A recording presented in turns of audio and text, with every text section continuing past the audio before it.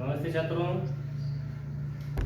इयत्ता 10वीं विषय हिंदी लोक भारती इस पाठ्य पुस्तक से 7 क्रमांक का पाठ हम देख रहे हैं जिसका नाम है खुला आकाश, जो एक पूरक पठन है और इसके लेखक हैं कुंवर नारायण जी। तो इसके हम इनके डायरी के जो लिखे हुए 2 पन्ने जो है हम देख चुके हैं। एक है अंदर की दुनिया और दूसरा मकान पर मकान। अब तीसरा देख रहे हैं हम, पान नंबर 27 पर देखिए, सही साहित्य। अब सही साहित्य के बारे में लेखक की क्या राय है यह हम देखने की कोशिश करेंगे। देखिए, मैं पढ़ रहा हूँ पाठ क्रमांक 7 खुला आकाश पूरक पठन।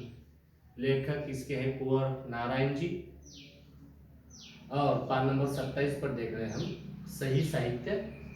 सही और संपूर्ण साहित्य वह है जिसे हम दोनों आंखों से देखते हैं, सिर्फ बाई या सिर्फ दाई आंख से नहीं। तो 8 अगस्त 1998 को लिखा हुआ यह पन्ना है।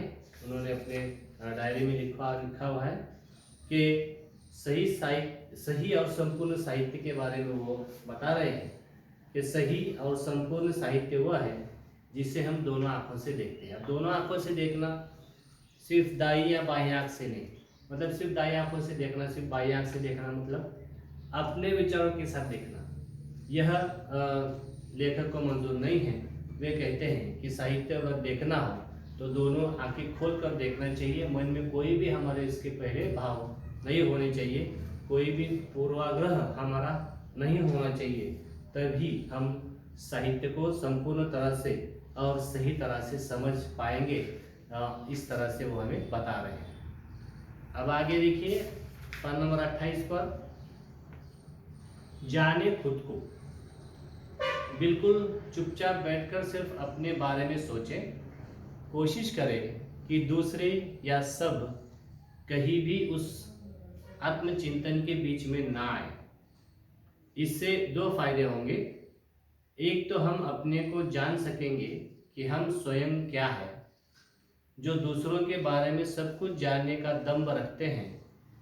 दूसरे, हमारे उस हस्तक्षेप से दूसरों की रक्षा होगी जिसके प्रतिक्षण मौजूद रहते वे अपने बारे में न तो संतुलित ढंग से सोच पाते हैं न सक्रिय हो पाते हैं। दूसरों की सोच समझ में भी उतना ही भरोसा रखें जिनमें हमें अपनी सोच समझ में है। हर एक के प्रति हमारे मन में सहज सकारात्मक स्वीकृति का भाव होना चाहिए, दूसरा अन्य नहीं। अंत में हमारे ही प्रतिरूप, हमसे अलग या भिन्न नहीं। तो देखिए, 12 नवंबर 1998 में लिखा उनका यह पन्ना हम देख रहे हैं। डायरी में लिखा हुआ कि खुद को जाने मतलब खुद को हमें पहचानना चाहिए। अब इसमें भी क्या बता रहे हो कि बिल्कुल चुपचाप बैठकर सिर्फ अपने बारे में सोचें। तो वे कह रहे हैं कि आपको अगर अपने बारे में अगर सोचना है, हम क्या है अगर देखना है, तो चुपचाप हमें बैठना चाहिए और सिर्फ अपने बारे में सोचना चाहिए। और कोशिश करें कि दूसरे या सब कहीं भी उस आत्मचिंतन के बीच में ना आए। अब जब हम खुद के बारे में सोच रहे हैं, आत्मचिंतन कर रहे हैं, तो हमें फिर दूसरे किसी के बारे में सोचने की आवश्यकता नहीं है, सब लोगों के बारे में सोचने की आवश्यकता नहीं है। सिर्फ हम क्या करेंगे कि चुपचाप बैठकर अपने बारे में ही सोचेंगे, आत्मचिंतन करेंगे। तो इससे क्या होगा? इससे 2 फायदे होंगे। तो लेखक कह रहे हैं कि आत्मचिंतन करने से, अपने खुद के बारे में सोचने से, अपने अंदर झांकने से 2 फायदे होंगे। कौन से 2 फायदे हैं? कि हम अपने को जान सकेंगे कि हम स्वयं क्या है। कि स्वयं को जानने के लिए, अपने खुद को जानने के लिए हमें क्या करना चाहिए कि हमारे अंदर हमें देखना चाहिए, हमें आत्मचिंतन करना चाहिए। तो इससे क्या समझ में आएगा कि हम स्वयं क्या है, ये हमें पता चलेगा। और दूसरों के बारे में सब कुछ जानने का दम्भ रखते हैं। दूसरे, हमारे उस हस्तक्षेप से दूसरों की रक्षा होगी जिसके प्रतिक्षण मौजूद रहते वे अपने बारे में न तो संतुलित ढंग से सोच पाते हैं न सक्रिय हो पाते हैं, और दूसरों की सोच समझ में भी उतना ही भरोसा रखें जिनमें हमें अपनी सोच समझ में है। अब देखिए कि इसके फायदे लेखक हमें बताना चाह रहे हैं कि हम जब आत्मचिंतन करते हैं तो दूसरों के चिंतन में या दूसरों का जो रहन सहन है उसमें हम दखल नहीं देते। तो इससे क्या होता है कि हमें आत्मचिंतन करने से हम स्वयं क्या है ये इसका हमें पता चल जाता है, और दूसरों के जीवन में हस्तक्षेप करने से हम अलग रह जाते हैं। तो ये दो फायदे इसके बारे में हैं, और लेखक कह रहे हैं हमें यहाँ पर कि हमें हमारी जो सोच समझ है वही सोच समझ जो है हमें दूसरों के लिए भी रखनी चाहिए, और हम जिस तरह से अच्छा सोचते हैं उसी तरह से हम दूसरों की सोच पर भी हमें भरोसा रखना चाहिए और उनकी सोच भी हमें समझनी चाहिए। हर एक के प्रति हमारे मन में सहज और सकारात्मक स्वीकृति का भाव होना चाहिए। तो ये बहुत जरूरी है कि हम जैसा अपने बारे में अपने लिए जो हम सहज और सकारात्मक स्वीकृति का भाव रखते हैं तो उसी तरह हमें दूसरों की सोच समझ का भी हमें ख्याल रखना होगा। और दूसरा अन्य नहीं, अंत में हमारे ही प्रतिरूप हमसे अलग या भिन्न नहीं। तो लेखक यहाँ पर कहना चाह रहे हैं कि जिस तरह से हम अपने बारे में अगर हम सोचेंगे तो उसी तरह जब हम अपने बारे में आत्मचिंतन करेंगे तो हमको पता चलेगा कि हम क्या है। तो उसी तरह जब दूसरों के बारे में सोचेंगे तो वहाँ पर हमारा मैं कौन हूँ या फिर मैं किस तरह से सोचता हूँ ये सोच भी हमें अलग रखनी चाहिए, और दूसरों की सोच को भी हमें समझना चाहिए। तो यह बता रहे हैं इस पाठ में कि जाने खुद को और दूसरों को भी। अब आगे देखिए, सिर्फ मनुष्य होते हैं। कुछ लोग सोचते होंगे कि आखिर यह क्यों होता है, कैसे होता है कि आदमियों में ही कुछ आदमी बाघ, भेड़िए, लकड़बग्गे, सांप, तेंदुए, बिच्छू, गोजर वगैरह की तरह होते हैं, और कुछ आदमी गाय, बकरी, भेड़, तितली वगैरह की तरह।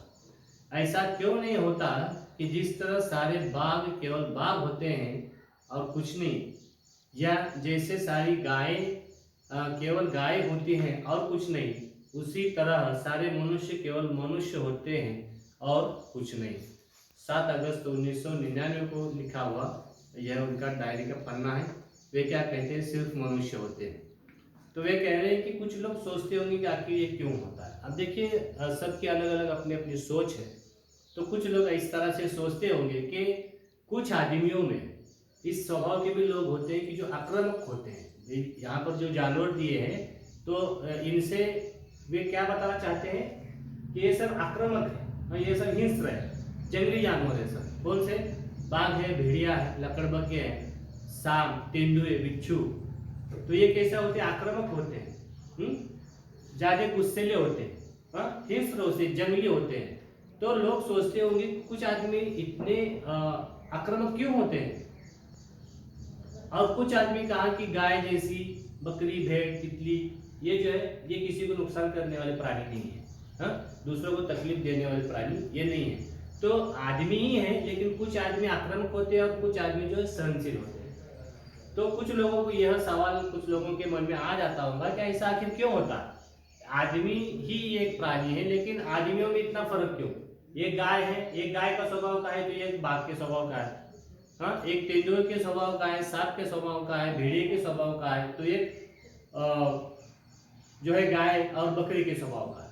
तो आदमियों में ये भिन्नता क्यों? उसी तरह सारे मनुष्य केवल मनुष्य होते और कुछ नहीं। तो लेखक यहाँ पर कहना चाह रहा है कि आदमी को इतना आक्रामक भी नहीं होना चाहिए और इतना सहनशील भी नहीं होना चाहिए कि बाघ बकरी की तरह उन्हें नहीं होना चाहिए। तो यह बताने की कोशिश वह कर रहे हैं कि आदमी को सिर्फ आदमी होना चाहिए, जानवर जैसा वह बर्ताव ना करे। कुछ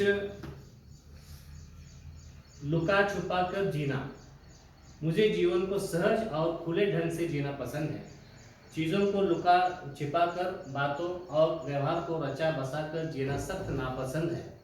वह चारित्रिक बेईमानी है जिसे हम व्यवहार कुशलता का नाम देते हैं, इसके पीछे आत्मविश्वास की कमी झलकती है कि कई लोग हमारी असलियत को न जान जाए।